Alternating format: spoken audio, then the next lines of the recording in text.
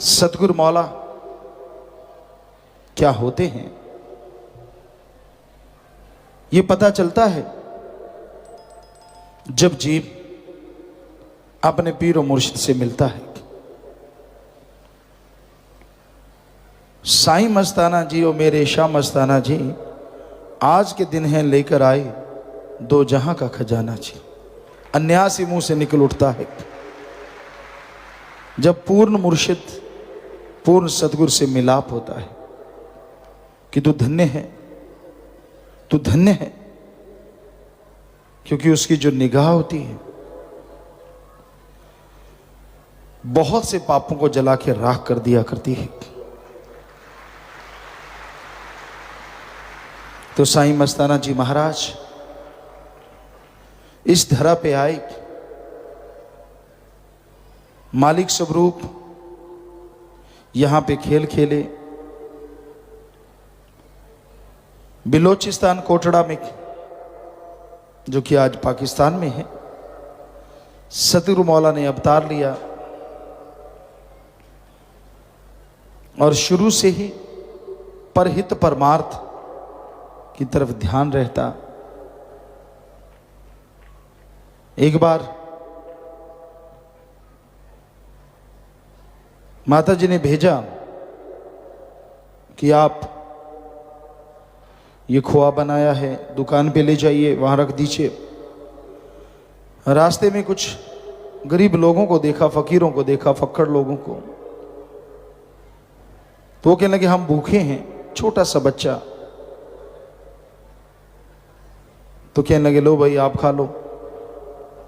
अब देखा कि इतने पैसे नहीं, तो सारा दिन मजदूरी की, उस मजदूरी से जो पैसा मिला वो माता जी को जाके दिया। साथ ही वो जमींदार आ गया, यहां मजदूरी की थी, कहने लगा मैंने इसको कुछ नहीं देना था, लेकिन ये तो बड़े आदमियों से भी ज्यादा काम करके आया है, तो मैंने सोचा ये किसका बच्चा है पता तो करूं। तो मां ने छाती से लगा लिया, आंसू बहे। अति पूजनीय माता जी बोले आपने ऐसा क्यों किया? तो मस्ताना जी महाराज ने सारी बात बताई। यूं यूं आपने भेजा, वो रास्ते में ऐसे गरीब फकीर लोग मिले, उनको खिला दिया। अब आपको भी तो पैसा देना था, तो उस लिए मजदूरी की। तो कितना कर्तव्य निर्वाह का एक उदाहरण है कि बचपन से ही उन्होंने वो कर्तव्य निर्वाह कैसे होता है और रूहानियत में तालमेल कैसे बिठाया जा सकता है, ये एक बेमिसाल मिसाल है। परम पिता परमात्मा को कैसे मिला जाए, वो जो सारी दुनिया को चलाता है, वो जो एक होते हुए भी सबके अंदर मौजूद है। तो सतगुरु मौला ने दिखाया तड़प क्या होती है, एक मालिक को पाने की लगन किसे कहते हैं। वो जाते अपने सतगुरु मौला अल्लाह वाहिगुरु राम गौड़ खुदा रब की तलाश में। फकीर मिलते, साईं जी कहते कोई हमें कहता तुझे हवा में उड़ने लगा देते हैं, कोई कहता पानी पे चलना सिखा देते हैं। साईं जी कहते इन चीजों से हमने क्या लेना है, अगर आप वाकई कुछ कर सकते हो तो क्या हमें अपने सुप्रीम पावर मालिक से मिला सकते हो? सभी चुप हो जाते, कहते ये हमारे बस का नहीं है, रिद्धि सीधी कुछ सीखनी है तो हम सिखा सकते हैं। तो साईं जी मुस्कुराते वहां से चले जाते। ढूंढते ढूंढते तलाश करते करते बेपरवाह जी अपना काम धंधे में भी ध्यान देते। तो एक बार अचानक उनकी दुकान में एक संत फकीर प्रकट हुए, आए।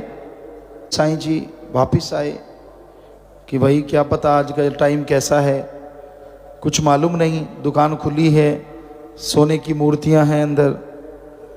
तो जैसे वापस आए तो क्या देखते हैं कि वहां कोई भी नहीं, दंग रह गए, तड़प और प्रबल हो गई।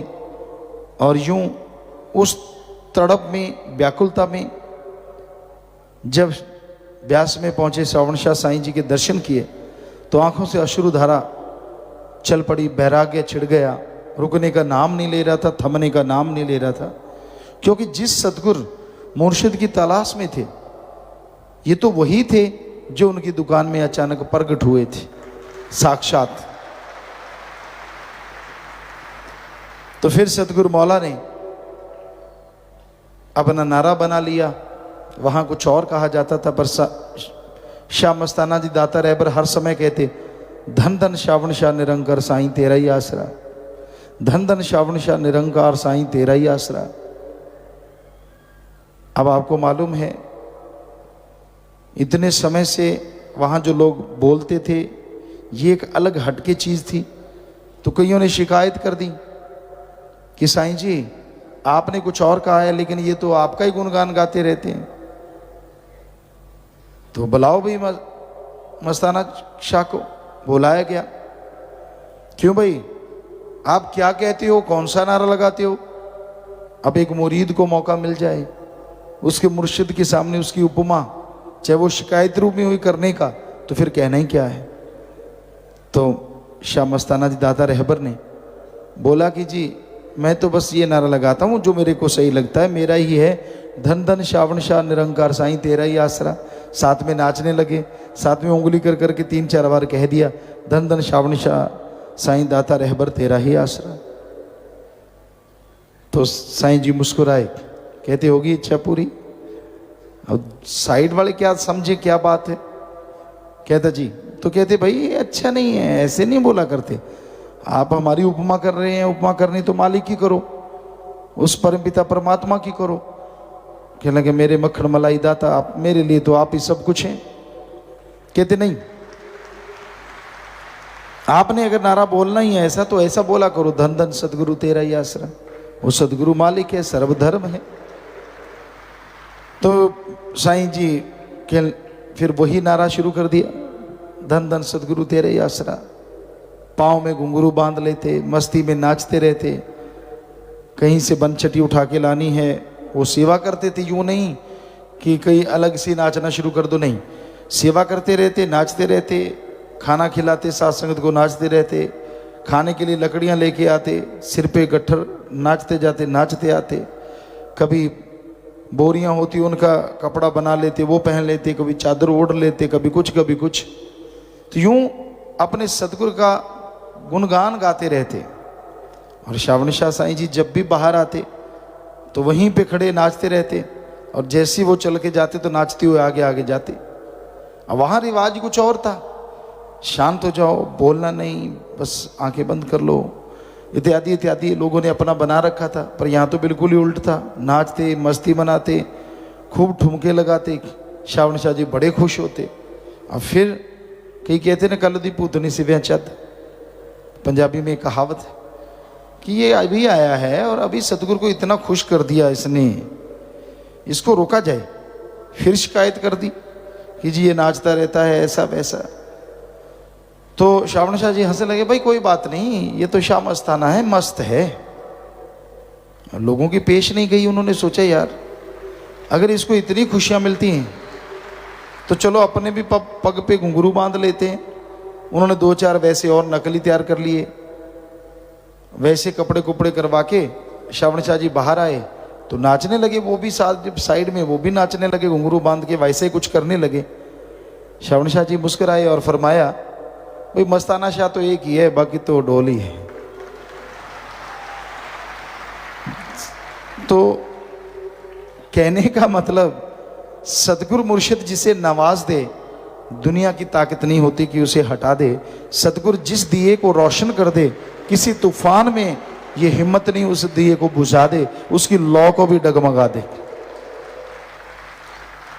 तो सतगुरु दाता की निगाह थी साईं मस्ताना जी पे, दाता रहबर पे, कि ये तो मेरे वो मुरीद हैं। तो यूं खुशी का आलम चलता रहता। सारी सारी रात बैठे भजन सिमरन करते रहते, नाचते रहते। तो श्रावण शाह साईं ने कहा कि भाई मस्ताना शाह, चल तुझे बागड़ का बादशाह बनाते हैं। कहने लगा जी वो क्या? जाओ, आपको नाम देने का हुक्म, आप जाके लोगों को नाम दो। तो बैरागा आया, चरणों में बैठ गए, हे मेरे मालिक, हे मेरे मक्खन मलाई, ये बाडी अनपढ़ है, इतना पढ़ा लिखा नहीं हूं मैं, कैसे लोगों को समझाऊंगा, कैसे बताऊंगा मेरी भाषा मुल्तानी सिंधी भाषा, कैसे मैं लोगों को समझा पाऊंगा। तो श्रावण शाह जी कहने लगे फिक्र मत कर, तेरी आवाज़ खुदा की आवाज़ होगी, तू बोलेगा लोग मोहित हो जाएंगे। कहने लगे वो तो ठीक है मेरे मक्खन मलाई दाता, आप कह रहे हो वो करना, आपका हुक्म शर्मा थे, क्योंकि मुरीद कभी तकरार नहीं किया करते। तो ठीक है, पर मैं अनपढ़ बाड़ी, ये भंवर गुफा आ गई, ये सैंसदल कमल आ गया, ये इतने शरीर के 6 चक्कर जाग गए, फिर 7वां जागेगा, उसके बाद फलां आ गया, ये किस किस को समझाता फिरूंगा। हे मेरे मालिक, हे मेरे मक्खन मलाई, मुझे तो ऐसा नाम बख्शो जिसको दे दूं उसका एक पैर यहां दूसरा सचखंड में पहुंच जाए। कहने लगे या मस्ताना शाह तेरा ये भी मंजूर किया। तो फिर श्रावण शाह जी को मस्ताना जी महाराज कहने लगे मेरे मक्खन मलाई दाता, और ज्यादातर गरीब लोग आएंगे बेचारे, सुनेंगे, जो नाम ले थोड़ा सुमन कर ले, बचनों पे पक्का रहे, थोड़ी सेवा करे, ना वो अंदर उसके कमी रहे ना बाहर कमी रहे, कहते जा तेरा ये भी मंजूर। तो बेपरवाह श्रावण शाह जी से साईं मस्ताना जी महाराज ने, दाता रहबर ने बहुत वचन लिए ऐसे ही। तो वो वचन आज ज्यों के त्यों पूरे हो रहे हैं और हमेशा होते रहेंगे।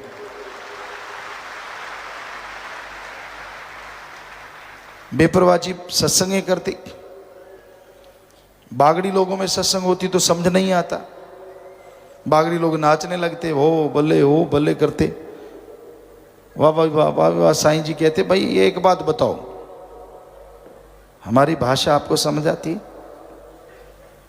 कहने लगे साईं जी ये तो पता नहीं, लेकिन जब आप बोलते हो ना बहुत सोने लगते हो, बड़ा मजा आता है, जी करता नाचते जाएं, सारी रात नाचते जाएं।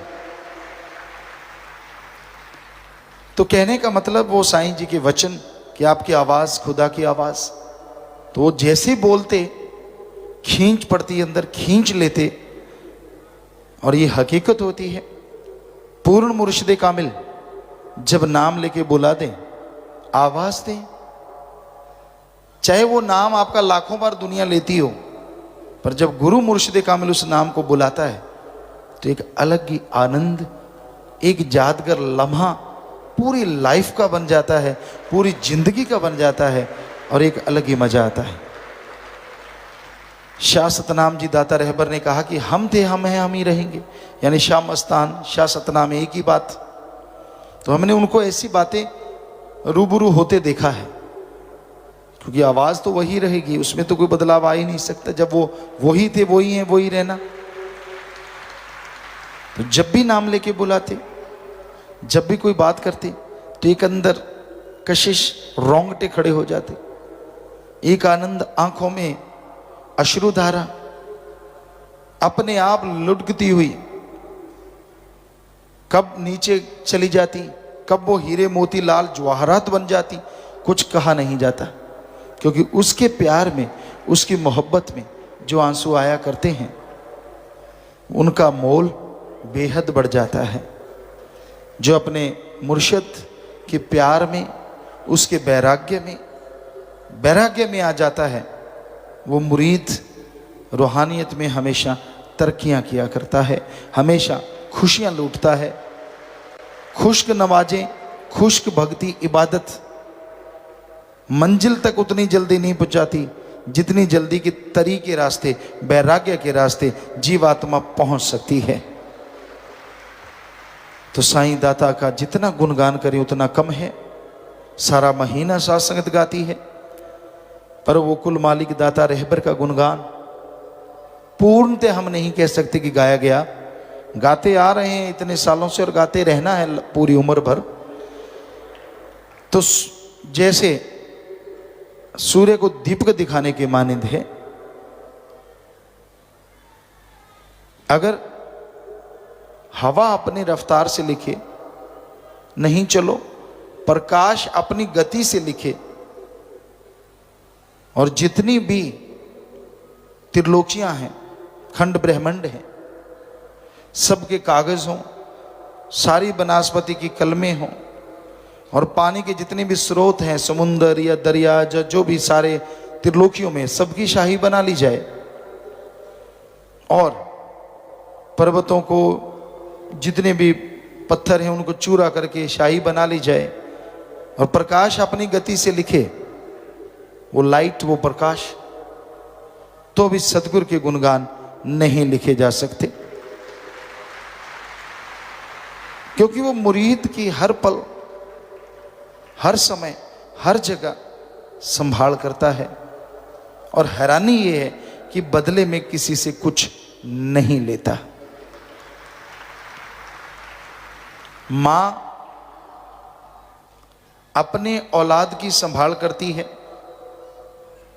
पर जब औलाद बड़ी हो जाती है, मां भी बेफिक्र हो जाती है कि अब मेरा बच्चा बड़ा हो गया, भागने लग गया, दौड़ने लग गया, जवान हो चला।